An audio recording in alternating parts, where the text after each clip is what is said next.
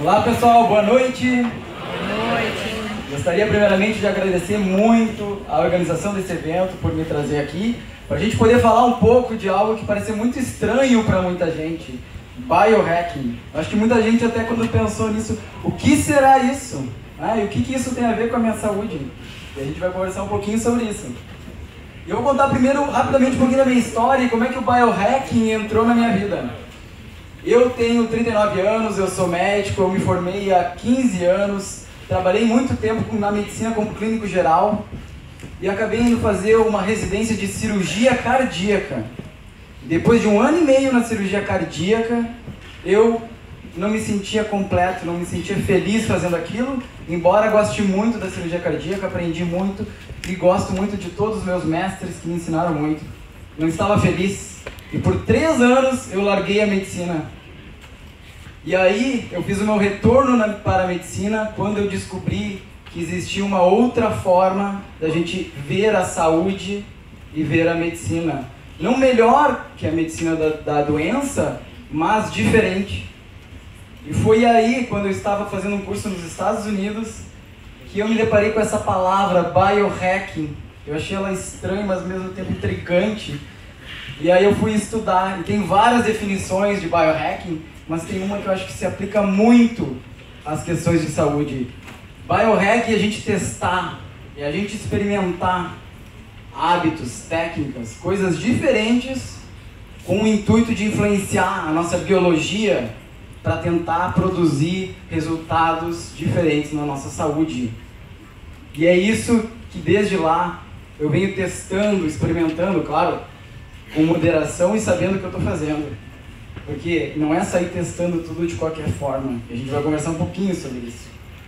E o meu grande objetivo aqui com vocês nesse tempo é que vocês reflitam um pouco sobre as coisas que vocês fazem todos os dias e como isso está impactando a sua vida. E também vou tentar trazer algumas soluções e vocês vejam aquilo que pode ser útil para a vida de vocês. Quem sabe vocês testam alguma coisa dessas. E aí a gente começa a pensar na evolução humana. E será que a gente está andando para o lado certo? Será que o ser humano, será que estamos ficando mais saudáveis?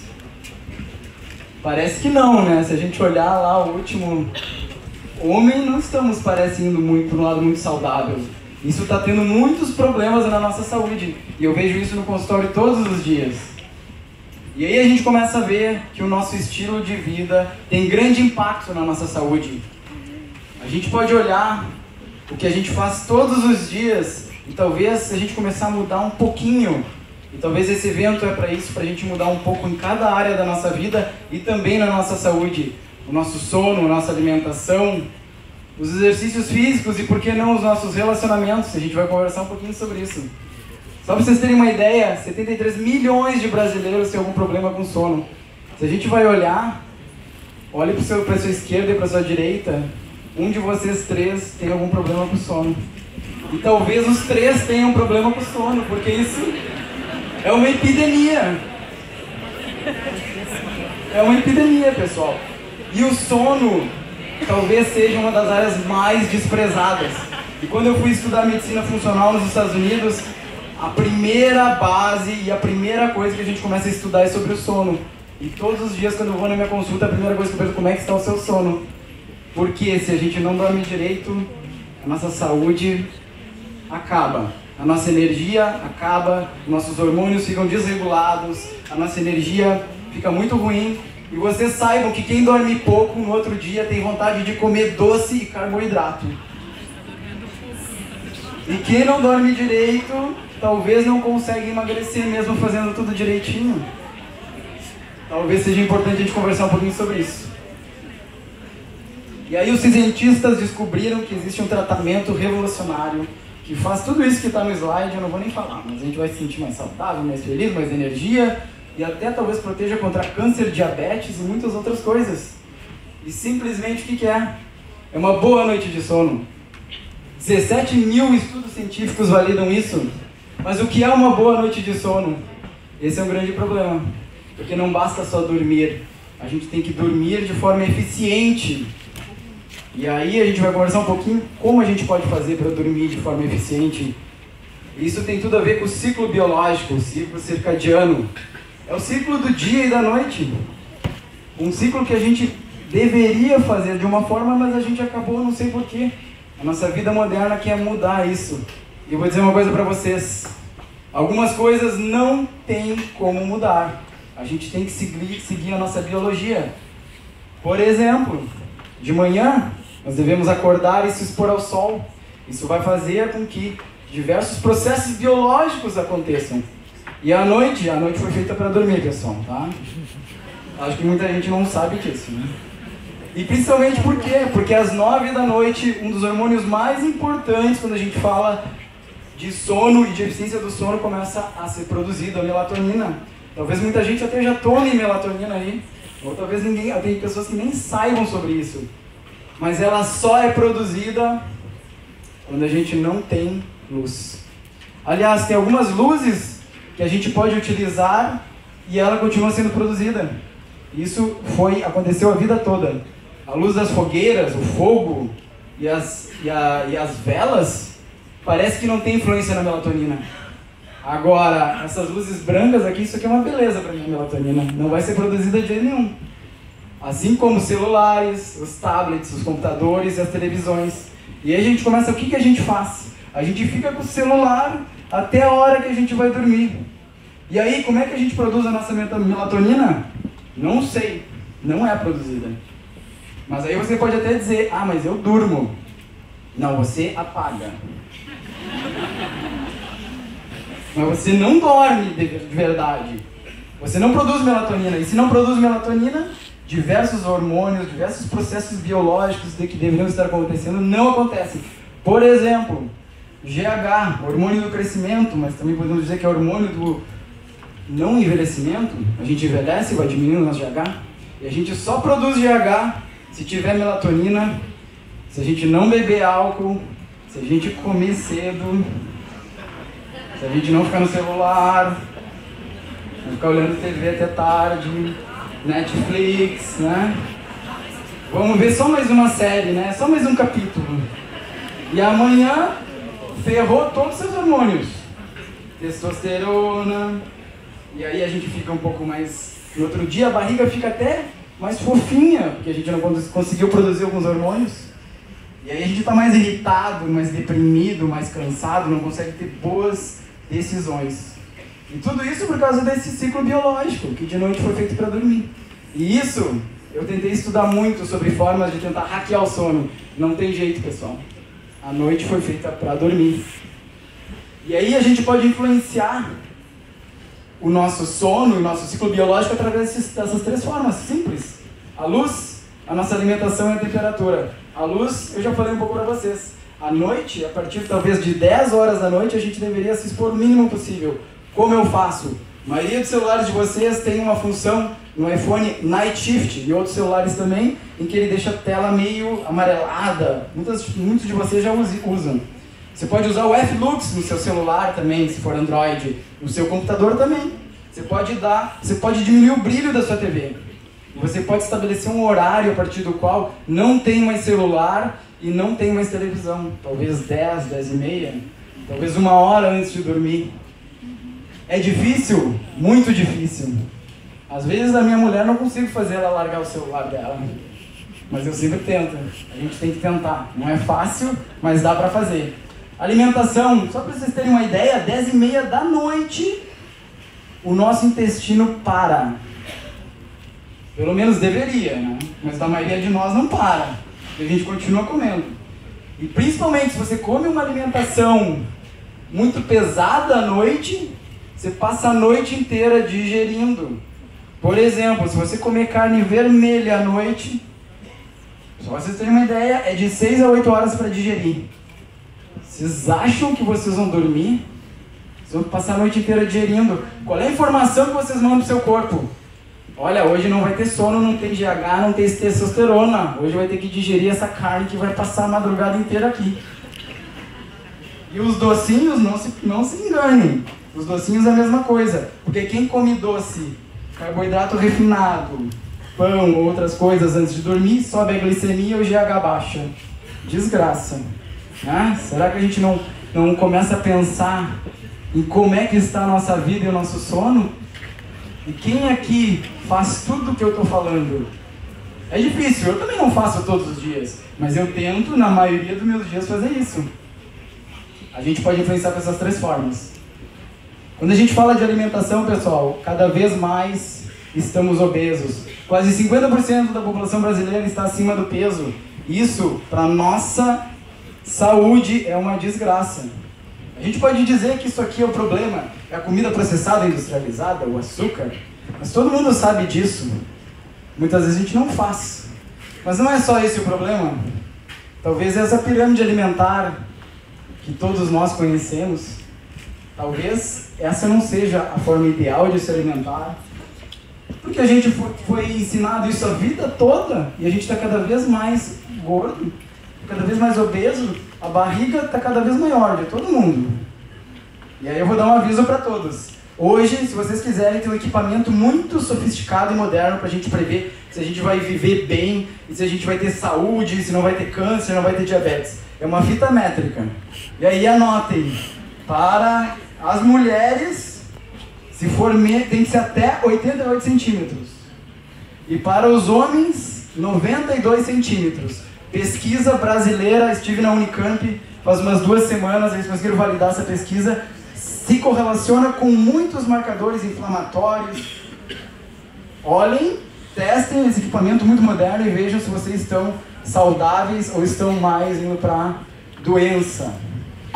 E aí a gente vê que tem várias formas de se alimentar. A dieta ocidental padrão é aquela pirâmide alimentar que eu lhe dei, que eu falei para vocês. Essa não está funcionando. As pessoas começaram a testar diversas formas de alimentação. Será que tem uma que é ideal para todo mundo? Talvez não, mas as pessoas começaram a testar e todas essas, alguém ou algumas pessoas tiveram muitos benefícios. Só não na dieta ocidental padrão, que essa sim é desgraça para todos. E aí cabe você testar qual é aquela que funciona melhor para você. E tem várias dietas interessantes aí. A gente vai ter que começar a testar mais isso. A gente vai ter que começar a questionar do jeito que a gente come, do jeito que a gente se alimenta. E aí a gente vai entender que os nossos genes são diferentes. E os alimentos vão provocar no nosso corpo uma expressão diferente em pessoas diferentes. E aí a gente vai ver que a nutrigenômica vai vir muito fortemente. E no futuro, a gente vai fazer um mapeamento dos nossos genes e aí a gente vai ver que talvez para uma pessoa a gente deva se alimentar de uma forma e outra de outra.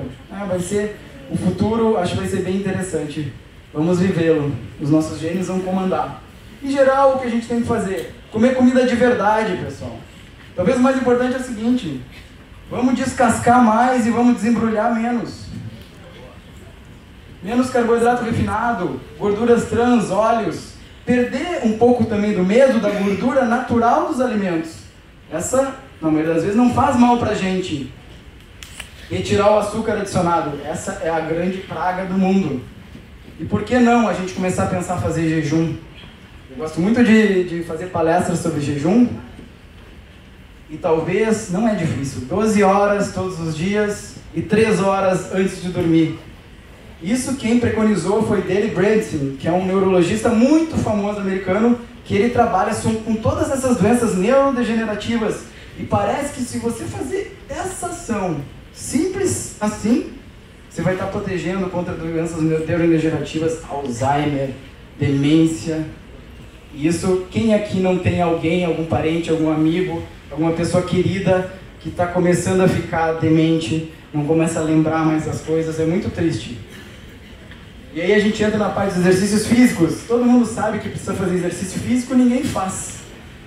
E quase 45% das pessoas brasileiras não fazem exercício físico. E essas pessoas, quando tu pergunta para elas, você sabe que exercício físico é importante? Mais de 80% diz que é importante, mas não fazem. Triste. Mas talvez o mais importante de tudo não é só fazer exercício físico. A gente tem que estar em movimento. Talvez o mais importante é a gente se movimentar. E passar o dia inteiro sentado, senhores, é o novo cigarro. É uma praga. E o que a gente faz na maioria dos nossos dias? Tem pesquisa que mostra que a gente passa 9,3 horas sentados. Isso é uma desgraça para o nosso corpo. Interessante notar que quem fica 6 horas sentado, em comparação a quem fica menos de 3, tem 40% maior chance de morrer de todas as causas.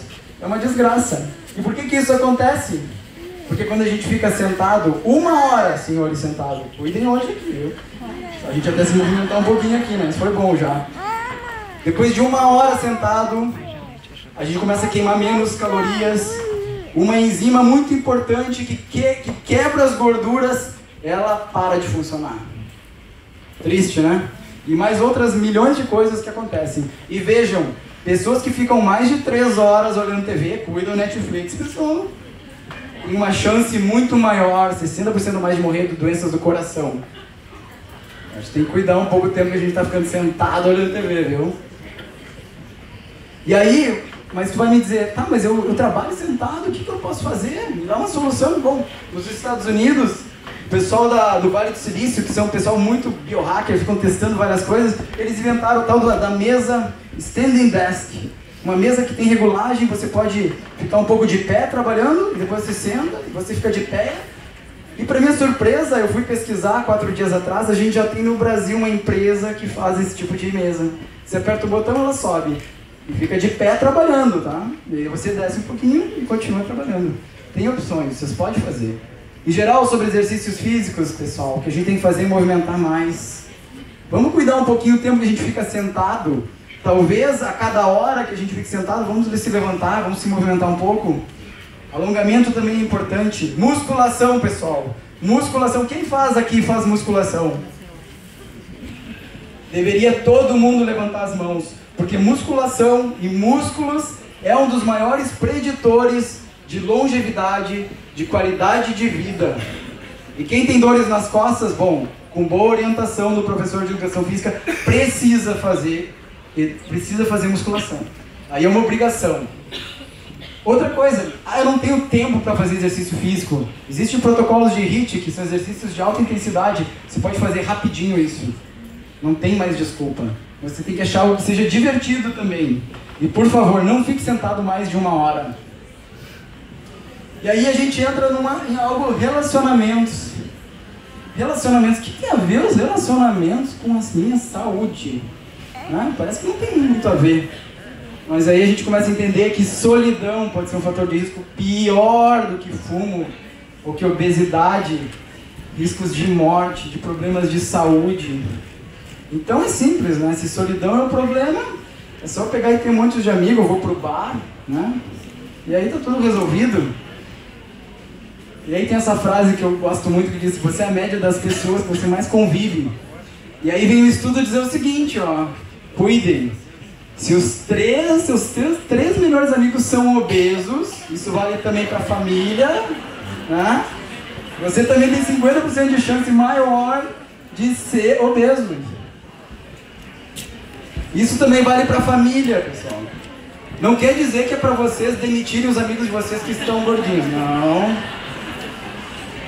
Mas o importante é a gente entender de comportamento. Vamos lá. Seus amigos, eles gostam da sexta-feira à noite ir na pizzaria, no sábado come massa, domingo vai comer X. Tem, claro, futebol na semana, depois é churrasco com cerveja. Essa é a receita que não tem como dar certo, né? Então, a gente precisa, quando quer mudar os nossos hábitos, mudar toda a família e tem que tentar mudar um pouco os amigos.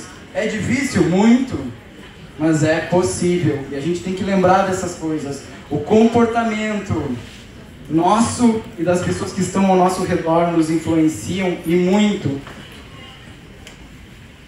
E aí, a gente, não sei se alguém já ouviu falar das Blue Zones ou as zonas azuis. Alguém já ouviu falar? São as zonas no mundo onde a gente tem mais pessoas centenárias. E aí, se for estudar o que essas pessoas, o que esses lugares tinham de tão especial? Claro, essas pessoas se alimentavam de uma forma adequada, elas se movimentavam, mas principalmente a gente viu isso. Essas pessoas, elas tinham uma questão de proximidade muito forte. As pessoas interagiam uma com as outras e principalmente elas sentiam que elas podiam contar com as outras. Não é só família, são os amigos, os amigos do bar, né? Todas as pessoas. Porque tem uma vila na Sardenha, Vila Grande, onde as pessoas tomavam vinho todas as noites. E que os velhinhos iam pro bar. Só que o que acontecia lá? Quanto mais velho você era, mais importante você era e mais as pessoas te valorizavam. Valorização, proximidade, o contato no olho, ele produz uma enxurrada de neurotransmissores. E isso é importante, contato, sentir que você pertence, que você é amado e que você ama. Isso é tão importante quanto comer direito, quanto fazer exercício físico, quanto dormir bem. E aí, para terminar, pessoal, eu queria deixar para vocês aqui 3 ações que eu acho muito importante que todo mundo tem que começar a pensar fazer. Tem que fazer tudo isso? Não. Mas tem que começar a pensar sobre isso. Jejum intermitente. De qualquer forma. Começa devagarinho, né? Não precisa ficar o tempo todo que a gente está acordado comendo. Diminui um pouco isso. Tem grandes melhoras para o seu cérebro. Meditação. Eu ouvi dizer que, inclusive, tem grupos de meditação aqui no Parque Una. Olha só que interessante. Só para vocês terem uma ideia. As pessoas de maior performance, grandes diretores, grandes artistas, pessoas que performam no seu mais alto nível nos Estados Unidos, mais de 80% medita, de forma regular. Talvez você tenha que pensar sobre isso, né? Não está na hora de começar a meditar? E principalmente, se eu quiser deixar uma lição para vocês, durmam mais e, por favor, comam um pouco menos. Muito obrigado. Eu deixo aqui os meus dados. Me acompanhe no Instagram, eu faço lives e falo muito mais sobre